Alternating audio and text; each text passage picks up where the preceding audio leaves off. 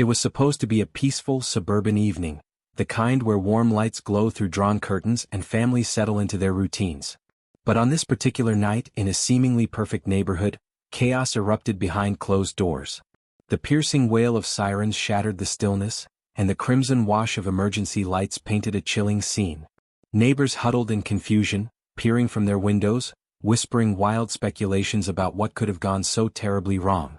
Inside the house, the truth was far darker than anyone could have imagined. The crime scene told a story of betrayal, obsession, and unimaginable rage, a family fractured beyond repair. But what ignited this horrific chain of events?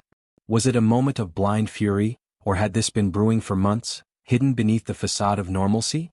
As investigators peeled back the layers, they uncovered a tangled web of secrets.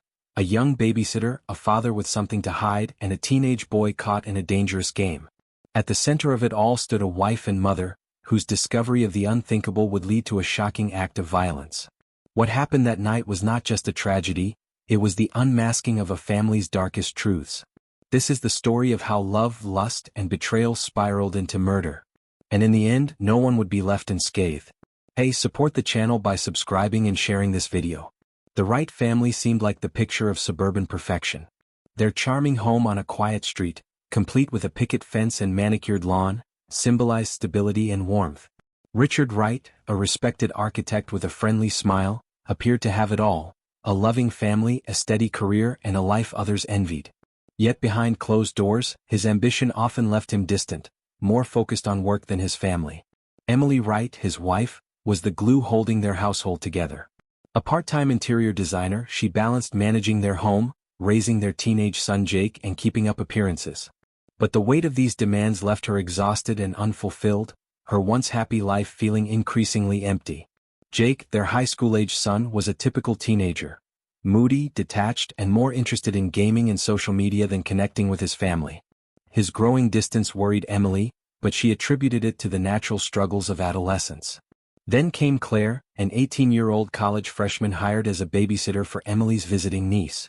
Claire quickly became a fixture in the Wright household, her charm and confidence making her seem indispensable.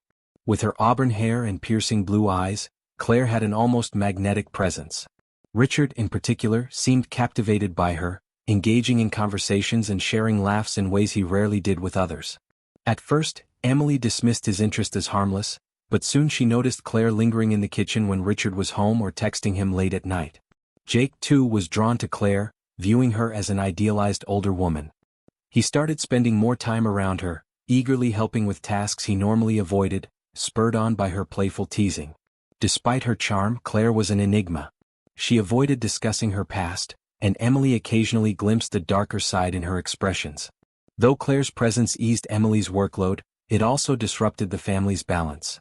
Emily grew uneasy, sensing that Claire's role in their lives was more complicated than it seemed. Unbeknownst to Emily, Claire wasn't merely a helpful addition to the family. She was the catalyst for a series of events that would expose the fractures in their lives and bring their perfect facade crumbling down. At first, Emily chalked up Richard's recent behavior to the stress of his demanding job. He'd always been busy, but now it seemed different, more distant, more secretive. He'd started coming home later than usual, often blaming late client meetings or urgent deadlines. When he did arrive, he would retreat to his office, sometimes staying up well past midnight. His phone, once casually left on the kitchen counter, was now glued to his side, its screen always turned face down. Emily tried not to overthink it, but the gnawing feeling in her gut grew stronger with each passing day. The changes weren't just in Richard. Claire's interactions with Jake had taken on a new, unsettling dynamic. Emily couldn't put her finger on it at first, but the shift was undeniable. Jake, who usually avoided chores like the plague, had started volunteering to help Claire with household tasks. He'd linger in the kitchen while she cleaned, cracking jokes and finding excuses to be near her. Claire, for her part, seemed to enjoy the attention. She'd laugh at Jake's awkward humor, playfully nudge his shoulder, or compliment him in ways that made Emily's stomach twist. One afternoon, Emily walked into the living room to find Claire and Jake sitting unusually close on the couch. They were watching a movie, their laughter filling the room. At first glance, it seemed innocent enough, until Emily noticed the way Jake's eyes lingered on Claire, or how Claire's hand rested lightly on his arm. It was a fleeting moment, but it left Emily unsettled. Her suspicions deepened one evening when she found a crumpled piece of paper in the laundry. It was a hastily scribbled note, unmistakably written in Jake's handwriting. "Can't stop thinking about you. Meet me tonight?" There was no name, but the implication was clear. Emily's hands trembled as she stared at the note, her mind racing. Was this just a teenage crush, or was something far more serious happening under her roof?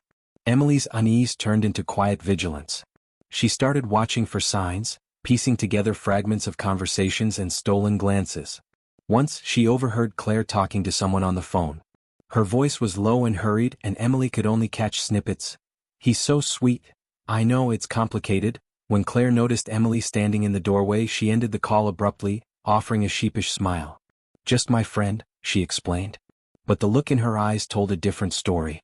As days turned into weeks, Emily felt like a stranger in her own home. The once familiar routines were now tinged with an undercurrent of tension. Every interaction between Richard and Claire, every shared laugh between Claire and Jake, felt like a piece of a puzzle she couldn't quite solve. And yet she couldn't confront them. What would she even say?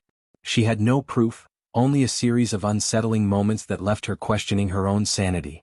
But deep down, Emily knew something was wrong. The cracks in their perfect facade were widening, and it was only a matter of time before everything came crashing down. What she didn't realize was that the truth, when it finally emerged, would be far worse than she could have ever imagined. Waited until Richard was asleep. Using their wedding anniversary as the password, she unlocked his phone. Her worst fears were confirmed.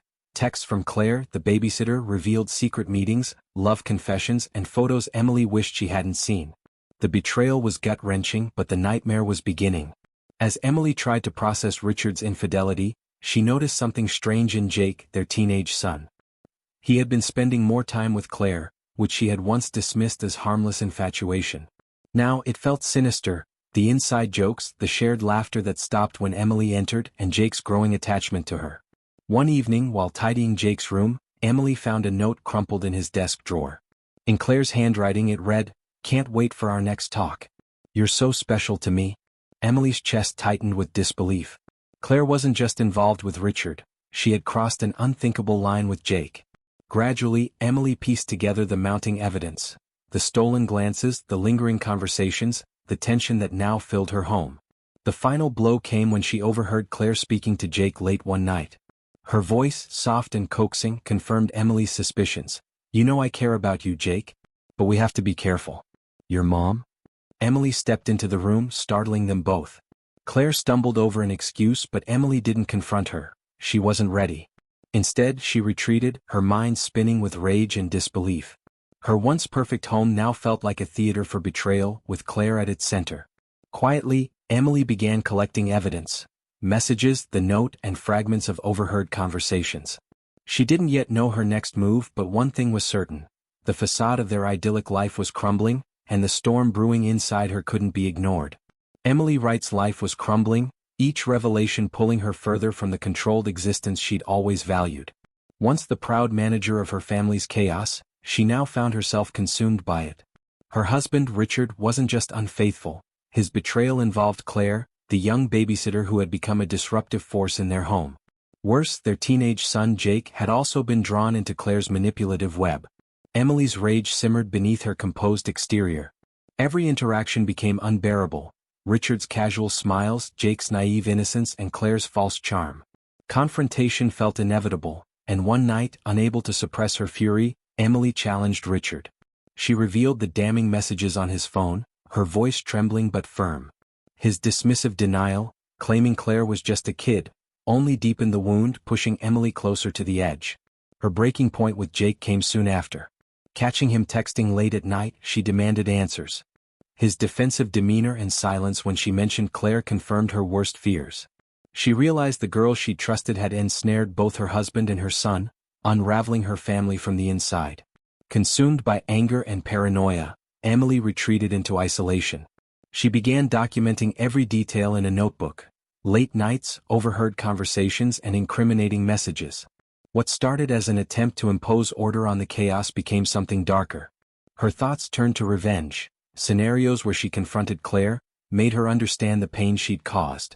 Those thoughts haunted her, growing more vivid each day. The final straw came on a Saturday afternoon. Emily returned home to find Richard and Claire laughing together in the kitchen.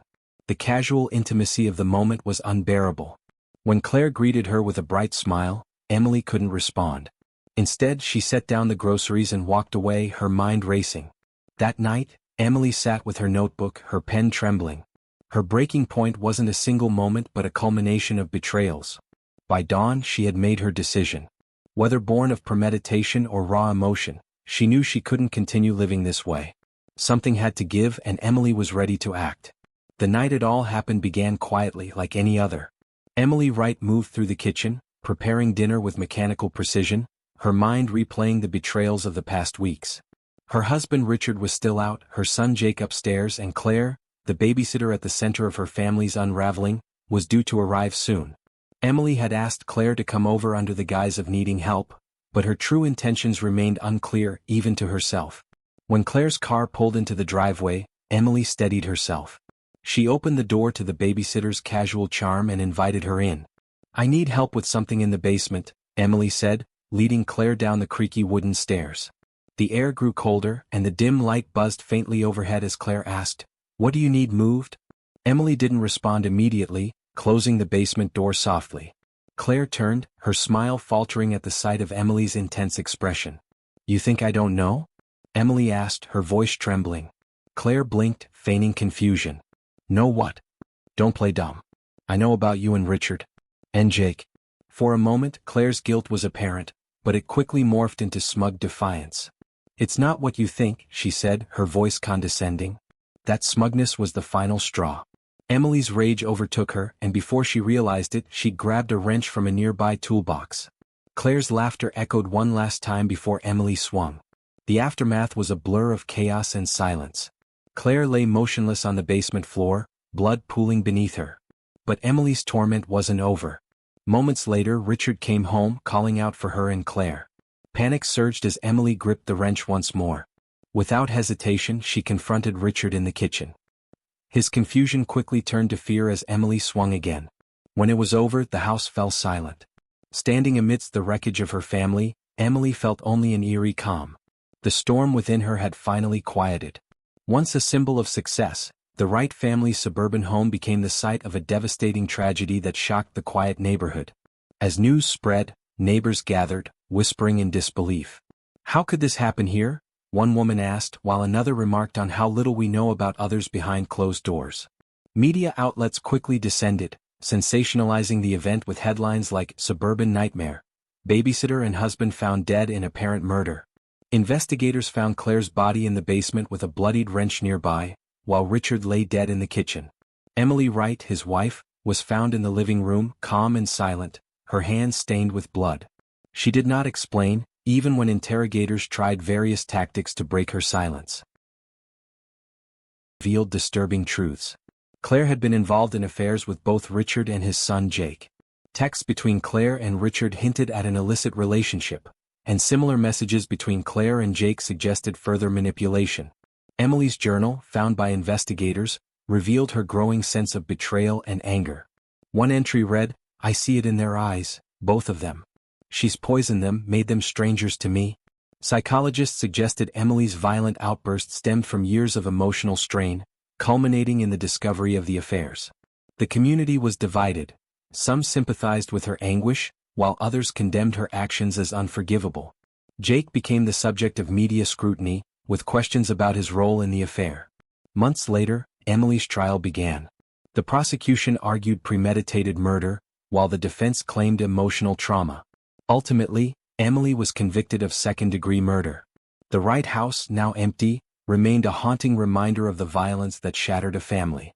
The tragedy raised the haunting question: could this have been avoided, or was it always destined to end in bloodshed? The trial of Emily Wright captivated the nation, a tragic case that blurred the line between victim and villain. It became a public spectacle, with reporters camped outside the courthouse, eager for any insight into Emily's character. Inside, Emily's demeanor fascinated the public. She appeared each day in a muted dress, her face unreadable. Some saw her as a grieving wife and mother, overwhelmed by rage, while others viewed her as a cold-blooded killer. The prosecution portrayed Emily as calculating, emphasizing the brutality of the murders and highlighting her journal entries that suggested premeditation. She didn't just snap, the prosecutor argued. This was planned. On the other hand, the defense claimed Emily was a woman pushed to the edge by emotional trauma. Her husband's betrayal and the manipulation by their babysitter were too much for her to bear. This is the story of a woman who loved too deeply, the defense attorney said.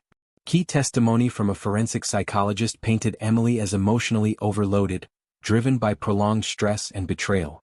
However, the prosecution's expert argued that Emily had ample opportunity to walk away or seek help, suggesting the murders were a deliberate choice, not an act of passion. Public opinion was divided, with hashtags like #JusticeForEmily and #ColdBloodedKiller trending. Some sympathized with Emily, while others condemned her actions, arguing that no one had the right to take lives, regardless of their pain. The media added to the frenzy, with reenactments and expert interviews fueling the debate. Jake, the surviving son, remained shielded from the public eye, releasing a brief statement asking for privacy. After weeks of testimony, the jury deliberated for 3 days before finding Emily guilty of second-degree murder. The decision was met with mixed reactions in the courtroom, and Emily received a sentence of 25 years to life.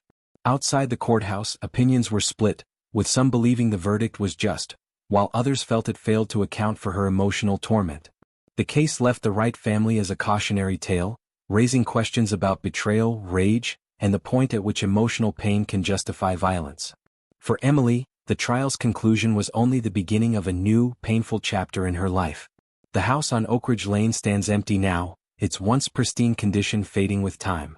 The cheerful shutters are gone, the garden overgrown, and the white picket fence leans precariously.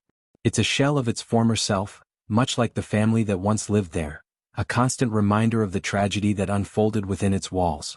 Passers-by still slow down, stealing glances at the site of the unthinkable crime that shattered a community's illusion of safety. Emily Wright's trial became a national spectacle, dividing public opinion.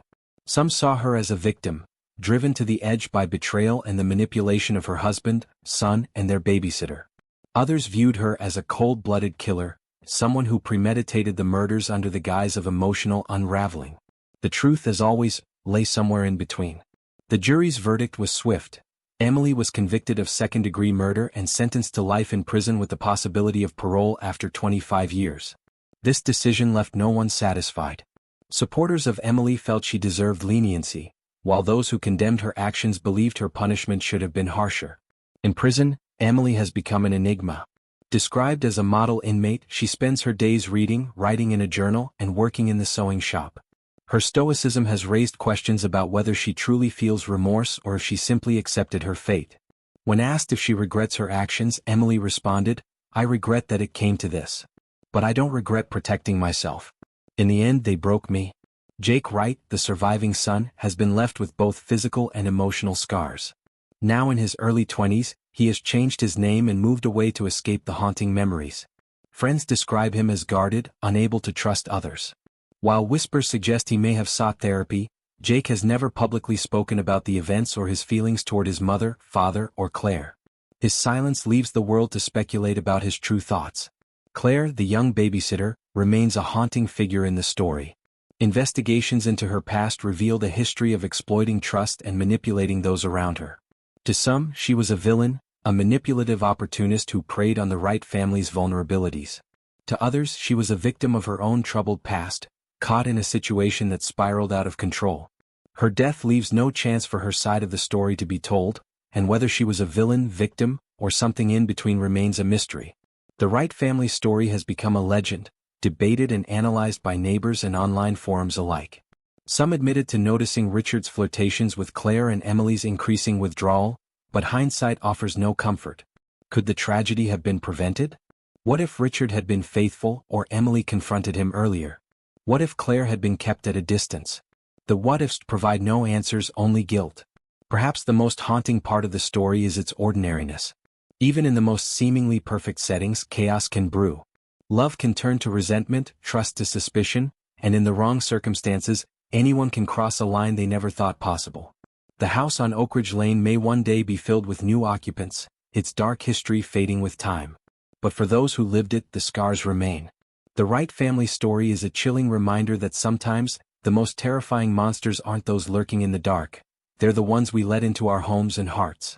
In the end, their tale offers no easy answers, only uncomfortable truths, and perhaps that is the most haunting part of all. If you found this story captivating, don't forget to hit that subscribe button so you never miss an update on the most gripping true crime and horror tales. And if you think someone you know would be intrigued, share this video with them. Your support helps keep stories like this coming. Thanks for being part of the Just Dark Crime community.